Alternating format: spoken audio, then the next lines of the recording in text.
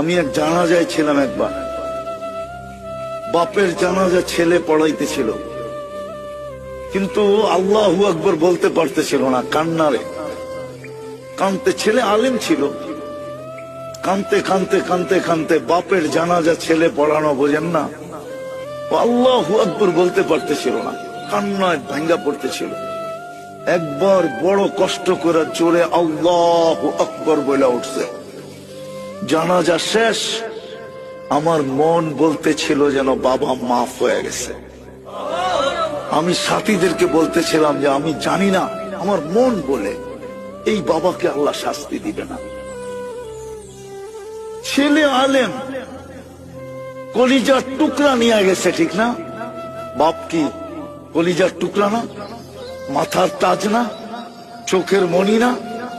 আজকে সমাজে নাও হইতে পারে, কিন্তু একদিন তো বাপ এটাই ছিল, ঠিক না?